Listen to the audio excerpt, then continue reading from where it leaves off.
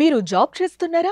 మీ సాలరీని double చేసుకోవాలని అనుకుంటున్నారా? 2x your salary online కోర్సులో జాయిన్ అవ్వండి. రంజాన్ మాసం స్టార్ట్ అయిందంటే అన్ని మసీదుల్లో కూడా చాలా హడావిడి స్టార్ట్ అయిపోతుంది. అలాగే విజయవాడలో కూడా అంటే హైదరాబాద్లో ఏ తరహాలో హలీంకి మంచి మంచి స్టాల్స్ ఏర్పాటు చేస్తారో విజయవాడలో కూడా దానికి ధీటుగా కూడా ఎక్కడ చూసినా కూడా ప్రతి వీధిలో అంతకుముందు అక్కడ ఇక్కడ 1-2 చోట్ల కనిపించేది ఒక 10-15 ఇయర్స్ బ్యాక్. ఇప్పుడు అలా కాదు, ఎక్కడ చూసినా ప్రతి ఏరియాకి దాదాపు ఒక 10 స్టాల్స్ వరకు హలీం స్టాల్స్ ఉంటున్నాయి.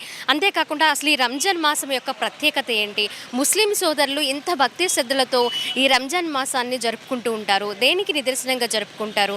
అలాగే ఈ మాసంలో కొంతమందికి అంటే వాళ్ళ కమ్యూనిటీలోనే కొంతమంది పేదవారికి దానం చేస్తూ ఉంటారు. అసలు రంజాన్ మాసం యొక్క ప్రత్యేకత ఏంటి, అలాగే ఇక్కడ విజయవాడలో అంటే కొన్ని చోట్ల కొన్ని ప్రదేశాల్లో ఒక్కొక్క రకంగా ముస్లిం సోదరులు ఈ రంజాన్ మాసాన్ని జరుపుకుంటూ ఉంటారు. అలాగే వాటి ప్రత్యేకతలు కూడా ఉంటాయి. ఇప్పుడు మనం విజయవాడలో ఉండే కొన్ని ప్రత్యేకతలు రంజాన్ మాసానికి సంబంధించి మనం తెలుసుకునే ప్రయత్నం చేద్దాం. ఇక్కడ మనకు కనిపిస్తుంది చూడండి, దీన్ని గంజి అంటారు.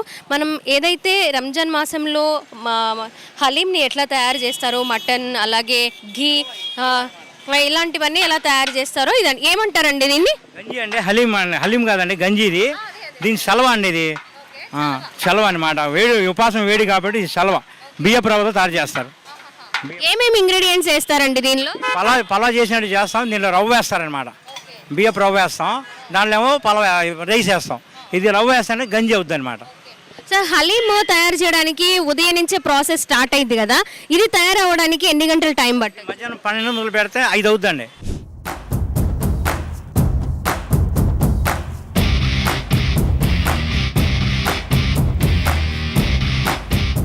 అత్యంత భక్తి శ్రద్ధలతో ఈ రంజాన్ మాసంలో ముస్లిం సోదరులు అందరూ కూడా జరుపుకుంటారు. అంతే ప్రత్యేకమైంది ఇప్పుడు మీరు తయారు చేసిన గంజి కూడా. ఏంటి సార్ ఆ విశిష్టత ఏంటి, అసలు ఎలా తయారు చేస్తారు? ఇంపార్టెంట్ ఏంటంటే దివ్య ఖురాన్ అవతరించిన నెల రంజాన్ మాసం. ఖురాన్ అవతరించిన మాసం కాబట్టి దీని యొక్క భక్తి శ్రద్ధలు ఎక్కువగా ఉన్నాయి. ఈ తిండి పదార్థాలు అంటారా, ఎవరిష్టం వచ్చిన రీతిలో వాళ్ళు వండుకుంటారు. ఇప్పుడు ఆంధ్ర రీజియన్లో అయితే గంజి అని చేస్తారు, హైదరాబాద్ అటు సైడ్ హలీం అని చేస్తారు, అటు ఢిల్లీ నార్త్ అంటే మిల్క్ మేడ్తో పాలు చేస్తారు. ఇట్లా ఉంటాయి. ఇది మనం విరమణ కోసం తీసుకునే పదార్థాల్లో దీని పెద్ద ఇంపార్టెంట్ ఏం కాదు. ఇది కాదు అసలు ఉపవాసాలు ఏంటంటే భక్తి శ్రద్ధలతో దైవ ప్రసన్నత కోసం ఉండేది. అన్నీ మానుకొని ఇప్పుడు మనం ఒక పదార్థం తినేది ఉంటుంది, ఆ టైం తర్వాత తినకూడదు, అది నిషిద్ధం అయిపోద్ది, హరాం అయిపోద్ది. మళ్ళీ ఆ టైం 6:19 అది మళ్ళీ హలాల్ అయిపోద్ది, అది ధర్మసమ్మతం అయిపోద్ది. ఇది ఏంటంటే కంట్రోల్. మనిషికి దైవం ఏం చేశాడంటే మీరు ఇక్కడ ఆగండి అన్నాడు, మేము ఆగాలి. ఆగుతున్నారా లేదా? ఇక్కడ తినమన్నాడు, తింటున్నారా లేదా? తిన్నమన్న చోట ఆగకూడదు, ఆగమన్న చోట తినకూడదు. అది ఎంత ఏంటంటే దైవంపై భక్తి శ్రద్ధలతో మనం ఆచరించే విధానం. రంజాన్ యొక్క విశిష్ట ఏంటంటే ఈ పదార్థాలు కాదు, అస్సలు ఖురాన్ దైవ గ్రంథం, సర్వమానవాళి కోసం సర్వమానవాళికి రుజుమార్గం చూపే గ్రంథం. ఈ గ్రంథం అవతరించిన నెల కాబట్టి ఈ నెలకి ఇంతటి ప్రాముఖ్యం ఏర్పడింది. ఇది ఏంటండి ఒక్క ముస్లిమ్స్ కోసం కాదు, సర్వమానవాళి కోసం అవతరించిన గ్రంథం.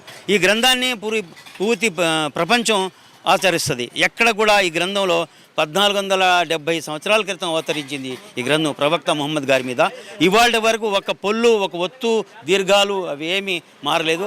ఆనాడు ఎలా అయితే అవతరించిందో ఈనాడు అలాగే ఉంది. దేవుడి దయ వల్ల, అల్లా దయ వల్ల దీని యొక్క జాగ్రత్త కూడా అల్లా తీసుకున్నాడు. ఇంత గతాల్లో ప్రవక్తల మీద వివిధ దైవ గ్రంథాలు వచ్చినాయి కాబట్టి అవి ఏంటంటే కొన్ని మార్పులు చేర్పులు జరిగాయి.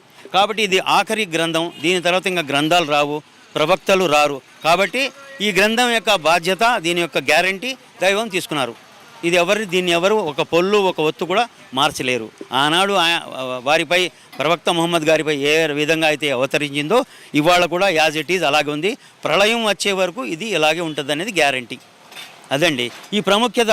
ఈ గంజీల మీద చూపమ్మకండి, హల్లీం మీద చూపకండి. అసలు ఈ రంజాన్ యొక్క ప్రాముఖ్యత ఏంటంటే దైవ గ్రంథం అవతరించింది, ఇది రుజుమార్గం చేసే గ్రంథం కాబట్టి దీనికోసం ఇంత ప్రాముఖ్యత వచ్చింది. రంజాన్ పండుగ ఏ రోజు వచ్చింది? మనం నెల పొడుపు చూసి రంజాన్ ఉపవాసాలు మొదలు పెడతామండి. మళ్ళీ నెల పొడుపు చూసి ఉపవాసాలు విరమించేస్తాం. ఉపవాసం ఆపేస్తాం. ఆపిన తర్వాత ఇవాళ సాయంత్రం ఉపవాసం నెలవంక చూసాము, రేపు పండుగ చేసుకుంటాం. అది ఈ నెలలో ఏంటంటే విశేషం ఏంటంటే పండగ. దీనిలో మనతో పాటు మన తోటి బీద సాధలు, అగత్యపరులు, అనాథలు, వితంతువులు వీళ్ళకు కూడా భాగం ఉంది. మన సంపాదనలో 2.5% మిగిలిన దాని మీద తీసి జకాత్ అంటారు దీనికి. ఇదంతా వీళ్ళలో పంచుతాం. మళ్ళీ రేపు పండగ వెళ్ళే ముందు, నమాజ్కి వెళ్ళే ముందు ఫిత్రా అని దానం ఇస్తాం. జకాత్ ఏంటంటే మన సంపద యొక్క మలినాలని దూరం చేయడానికి జకాత్ ఇస్తాము. ఈ ఫిత్రా ఏంటంటే మనం రోజు ఉపవాసం ఉంటాం. ఉపవాసంలో ఏదన్నా మన వల్ల తెలిసి తెలియని తప్పులు జరిగితే దీని యొక్క ప్రక్షాళన కోసం ఫిత్రా ఇవ్వాలి, దానం. ఫిత్రా అంటే 2.5 కిలోల రేషన్ మనం ఏదైతే తిన్నామో 60-70 రూపాయలవి క్యాల్కులేట్ చేసి బీదలకు ఇవ్వాలి, అగత్యపరులకి. దాని ఉద్దేశం ఏంటి, ఇక్కడ జకాత్లో కూడా ఇక్కడ కూడా బీద సాధం సొసైటీ నుంచి బీదరికం పోవాలి, అడుక్కునే వాళ్ళు పోవాలి, ఆ ఉద్దేశంతో చేశారు. కానీ వాళ్ళు ఏంటంటే అది ఉద్దేశం సరిగ్గా నెరవేర్చలా. కొన్ని చోట్ల నెరవేరుతుంది, కొన్ని చోట్ల నెరవేర్చలా.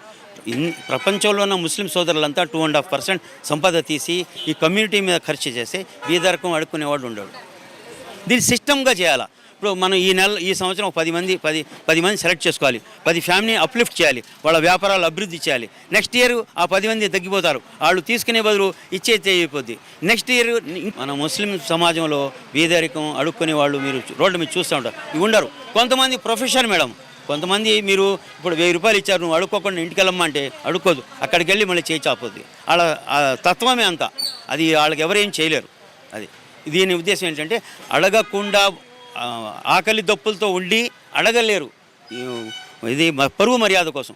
అలాంటివన్నీ మీరు వారి ముఖం చూసి మీరు గ్రహించండి, వారి ముఖం చూసి మీరు గ్రహించగలరు. వాళ్ళకి దగ్గరికి వెళ్ళి ఇవ్వండి అని అన్నారు. మేము 200 కిట్లు రేషన్ కిట్లు ఇండ్లకి వెళ్ళి పంపించేసాం. ఎవరికి తెలియదు, మాసం స్టార్ట్ అవగానే ఏముండదు. కామ్గా ఇప్పుడు మనం ఒక మనిషి ఐడెంటిటీ చేసాం, ఈయన అగత్యపరుడు, అవసరార్థులు, వితంతువు అంటే కామ్గా ఒక ఈయన ఆ ఏరియా ఇన్ఛార్జ్ అనుకోండి, ఆయన తీసుకొచ్చారు, ఏమంటే ఈయన జెన్యున్ అంటే ఆ ఇంటికి తీసుకెళ్ళి ఇచ్చేస్తాం, ఫోటో కూడా తీసుకోం. చాలా మంది క్యాన్లు కూడా తీసుకొని వస్తున్నారు. ఏంటి సార్? తీసుకెళ్తాను, బాగుంటుంది గంజి తాగుతా తీసుకెళ్తారండి. ఇక్కడ ఈ గంజితో పాటు గంజిలో బూందీ కూడా వేసుకుంటూ ఉంటారు, చాలా స్పెషల్, అది చాలా టేస్టీగా ఉంటుంది. చాలా మంది పక్కనే ఇక్కడ మసీద్ పక్కన గంజి ఇచ్చేటప్పుడు పక్కనే బూందీ అమ్మడానికి ప్యాకెట్స్ కూడా రెడీగా ఉంచుతారనమాట. ఏమేంటండి? ఖర్జూరకాయ, బూందీ, ఫ్రూట్స్ అన్నీ తింటారనమాట. ఓకే. హలీం చేసినట్లుగానంటే హలీం ఉదయం నుంచి కుక్ చేస్తూ ఉంటారు, అది ఈవినింగ్కి రెడీ అవుతుంది. గంజి కూడా మధ్యాహ్నం నుంచి స్టార్ట్ అయితే కానీ ఈవినింగ్ 5కి ఇప్పుడు నమాజ్ తర్వాత మసీద్కి వస్తూ ఉంటారు. నమాజ్ తర్వాత వాళ్ళు ఉపవాసాన్ని విరమించడానికి ఈ గంజిని తీసుకుంటూ ఉంటారు. అలాగే ఉదయం నుంచి చాలా నిష్ఠగా ఉపవాసం ఉంటారు కాబట్టి వాళ్ళకి వేడి చేస్తూ ఉంటుంది, చలవ చేయడం కోసం ఈ గంజిని ఉపయోగిస్తూ ఉంటారు. అలాగే దానిలో ఇంగ్రీడియంట్స్ అంటే అన్ని మసాలాలు, ఘీతో పాటు మనకి రవ్వ కూడా వేస్తూ ఉంటారు. ఆ రవ్వతోనే బియ్యం రవ్వతోనే తయారవుతుంది. అలా కొన్ని గంటల పాటు ప్రాసెస్ చేసి కొన్ని వందల మంది దీన్ని ప్రతిరోజు ఉదయం 4 గంటల నుంచి అందిస్తూ ఉంటారనమాట. అండ్ అలాగే ఈ రంజాన్ మాసం అంతా కూడా ఇలాగే జరుగుతూ ఉంటుంది. కేవలం ముస్లిం సోదరులే కాదండి, అందరూ కూడా దీన్ని తీసుకుంటూ ఉంటారు. అందరికీ కాదు అనకుండా ఈ గంజిని ఇస్తూ ఉంటారు. ఐడియా ఉంది. అలాగే ముస్లిం సోదరులే కాదు, మిగిలిన వాళ్ళందరూ కూడా మామూలుగా అసలు రంజాన్ మాసంలో కొన్ని ప్రత్యేకతలు అందరూ కూడా పాటిస్తూ ఉంటారు. అందరూ కూడా వాటి గురించి తెలుసుకోవడంతో పాటు పాటిస్తూ ఉంటారు కూడా. అంత గొప్ప మాసం ఈ రంజాన్ మాసం. సో దానిలో ప్రత్యేకమైందే ఇది కూడా. ఎలా అయితే హలీం ఉందో, హలీంతో పాటు ఇది కూడా ఒక ప్రత్యేకమైన గంజి. సో దాని ప్రత్యేకత మనం ఈరోజు తెలుసుకున్నాం. చూడండి, పిల్లల నుంచి పెద్దవాళ్ళ వరకు కూడా అందరూ వస్తూ ఉన్నారు. అలాగే విడిగా బయట నుంచి కొంతమంది తీసుకువెళ్ళడానికి క్యాన్స్ అవి తీసుకొచ్చారు, అలా తీసుకువెళ్తూ ఉంటారనమాట. అంత ప్రత్యేకమైంది గంజి. ఇది గంజి మంచిది. డైలీ ఈ time 5 o'clock to 6 o'clock time పెడతా రంజాన్లే, specially Ramzan. It's very good madam. ఈ గంజి అనేది చాలా పాత పద్ధతిలో తయారు చేస్తారు. ఇది మద్రాసులో ముందు చేసేవాళ్ళు, అక్కడ నుంచి ఇక్కడ తీసుకొచ్చారు అది రెసిపీ. అది రైస్ ఏమంటారు, అది పల్చగా చేసి గ్రైండ్ చేసేసి రవ్వ, దాంట్లో మసాలా, బిర్యానీ మసాలా వేసేసి ఒక బాగా తయారు చేస్తారు. చాలా బాగుంటుంది అది.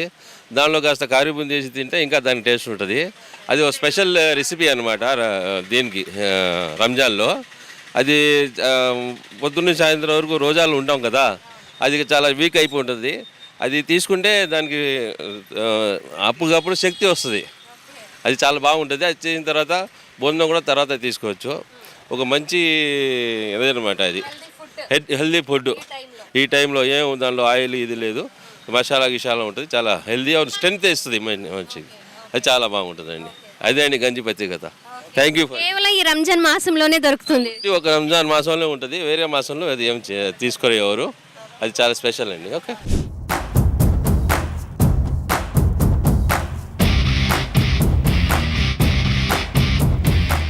చాలా బాగుందండి. ఇది హెల్త్కి కూడా చాలా మంచిదంట. మార్నింగ్ నుంచి ఇప్పటి వరకు కూడా వాళ్ళు ఉపవాసంతో ఉంటారు కాబట్టి తక్షణ శక్తినివ్వడానికి ఈ గంజి ఉపయోగపడుతుంది అంటున్నారు. సో కేవలం ఈ రంజాన్ మాసంలోనే దొరికే ఈ గంజికి ఎంత ప్రత్యేకత ఉంది. కేవలం ముస్లిం సోదరులే కాకుండా అందరూ వచ్చి మసీద్ దగ్గరికి వచ్చి వాళ్ళ ఏరియాల్లో మసీద్ దగ్గరికి వచ్చి ఈ గంజిని తీసుకొని ఇలా పక్కనే ఉన్న బూందీని కొనుక్కొని వేసుకొని ఆస్వాదిస్తూ ఉంటారు. చాలా బాగుంది. మీలో ఎవరైనా ఈ రంజాన్ మాసంలో ఇలా గంజి ట్రై చేయని వాళ్ళు ఎవరైనా ఉంటే తప్పకుండా ట్రై చేయండి. ఇది ఏపీలోనే ఇలా ట్రై చేస్తారంట. అంటే ఒక్కొక్క ప్రదేశాల్లో కొన్ని విధాలుగా ట్రై చేస్తారని ఇప్పుడే ఈ మసీద్కి సంబంధించిన కొంతమంది ముఖ్యమైన వ్యక్తులు చెప్పారు. సో ఆ విధంగానే నేను ఇవన్నీ తెలుసుకున్నాను అనమాట. సో ఇక్కడ మన ఏపీలో ఇలా జరుగుతూ ఉంటుంది కాబట్టి గంజికి ఇంత ప్రత్యేకమైన స్థానం ఉంది. ఈ రంజాన్ మాసం ఇలా జరుపుకోవడం నిజంగా చాలా హ్యాపీగా అనిపిస్తుంది. అలాగే మనము అందరూ కూడా ఈ హలీంని కూడా ఎంజాయ్ చేస్తూ ఉంటారు. ఇంకా ప్రతి రోడ్డు కూడా చాలా విద్యుత్ కాంతులతో వెలిగిపోతూ ఉంటుంది. ప్రతి స్టాల్ దగ్గర చాలామంది జనం ఉండి అక్కడ ఫ్యామిలీస్తో సహా వచ్చి కులమతాలకు అతీతంగా ఎంజాయ్ చేస్తూ ఉంటారు హలీమ్స్ని.